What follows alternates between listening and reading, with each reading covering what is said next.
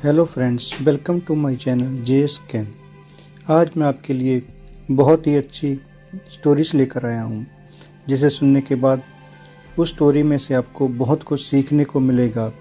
और आप उस स्टोरी को सुनने के बाद अगर आप अपने जीवन में उसी तरह का अपनाओगे तो आपका लाइफ भी सुखी हो जाएगा और आपको कभी भी कोई दुख नहीं होगा। अगर आप मेरे चैनल पर फर्स्ट टाइम आए हो तो चैनल को सब्सक्राइब कर दीजिएगा और साथ में बेल आइकन को दबा दीजिएगा ताकि आने वाली नई स्टोरी का नोटिफिकेशन आपको मिल सके। आज की स्टोरी का टाइटल है इस दुनिया में कोई भी गरीब नहीं है, और दूसरा टाइटल है हम अपने दुखों का कारण खुद हैं। तो बिना समय गवाए हम स्टोरी की ओर बढ़ते हैं।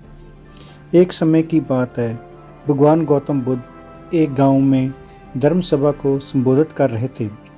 लोग अपनी विभिन्न परेशानियां लेकर उनके पास जाते और उसका हल लेकर खुशी खुशी वहां से लौटते।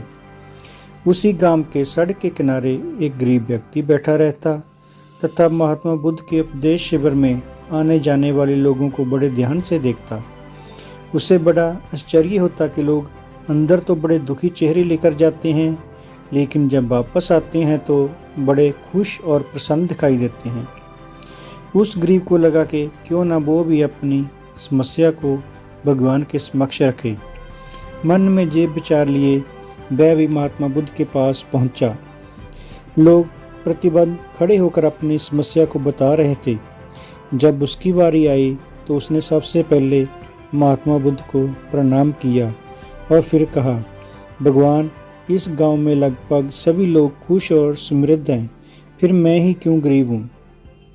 इस पर उन्होंने मुस्कुराते हुए कहा, तुम गरीब और निर्धन इसलिए हो क्योंकि तुमने आज तक किसी को कभी कुछ दिया ही नहीं। इस पर वह गरीब व्यक्ति बड़ा आश्चर्यचकित हुआ और बोला, हे भगवान, मेरे पास भला दूसरे को देने के लिए क्या होगा। मेरा तो स्वयं का गुजारा बहुत मुश्किल से हो पाता है। लोगों से भीख मांगकर अपना पेट भरता हूँ। भगवान बुद्ध कुछ देर शांत रहे, फिर बोले, तुम बड़े अज्ञानी हो। औरों के साथ बांटने के लिए ईश्वर ने तुम्हें बहुत कुछ दिया है। मुस्कुराहट दी है जिसे तुम लोगों में आशा का संचार कर सकते हो। मुख दिया है ताकि लोगों से दो मीठे शब्द बोल सकते हो, उनकी प्रशंसा कर सकते हो। दो हाथ दिए हैं, लोगों की मदद कर सकते हो। ईश्वर ने जिनको ये तीनों चीज़ें दी है वह कभी गरीब और निर्धन हो ही नहीं सकता। निर्धनता का विचार आदमी के मन में होता है, ये तो एक भ्रम है, इसे निकाल दो। कभी भी मन में निर्धनता का भाव उत्पन्न न होने दो, गरीबी अपने आप दूर हो जाएगी। भगवान बुद्ध का ये संदेश सुनकर उस आदमी का चेहरा चमक उठा और उसने इस उपदेश को अपने जीवन में उतारा, जिससे वह फिर कभी भी दुखी नहीं हुआ। दूसरी स्टोरी है हमारी, उसका टाइटल है अपने दुखों का कारण हम खुद आप ही हैं। एक समय की बात है, भगवान बुद्ध एक नगर में घूम रहे थे। उस नगर के आम नागरिकों के मन में बुद्ध के विरोधियों ने ये बात बिठा दी थी कि ये एक ढोंगी है और हमारे धर्म को भ्रष्ट कर रहा है। इस वजह से वहाँ के लोग उन्हें अपना दुश्मन मानते थे। जब नगर के लोगों ने बुद्ध को देखा तो उन्हें भला बुरा कहने लगे और बद्दुआएं देने लगे।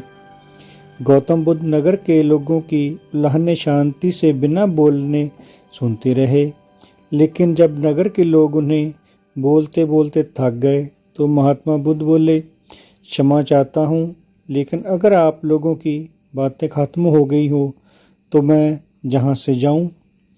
भगवान बुद्ध की ये बात सुन वहाँ के लोग बड़े आश्चर्यचकित हुए। वहीं खड़ा एक आदमी बोला, ओ भाई, हम तुम्हारा गुणगान नहीं कर रहे हैं, हम तो तुम्हें गालियाँ दे रहे हैं। क्या इसका तुम पर कोई असर नहीं होता। तो उसके बाद बुद्ध बोले, आप मुझे चाहे जितनी गालियाँ दो, मैं उन्हें लूँगा ही नहीं। आपके गालियाँ देने से मुझ पर कोई असर नहीं पड़ता जब तक कि मैं उन्हें स्वीकार नहीं करता। बुद्ध आगे बोले, और जब मैं इन गालियों को लूँगा ही नहीं तो ये कहाँ रह जाएंगी, निश्चित ही आपके पास।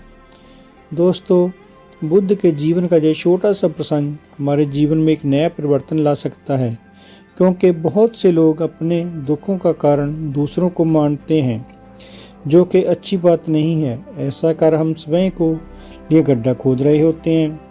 ये सब हम पर निर्भर करता है कि हम लोगों के नेगेटिव वाले बातों को कैसे लेना है और पॉजिटिव वाली बातों को कैसे लेना है, उन्हें स्वीकार कर रहे हैं या नकार रहे हैं।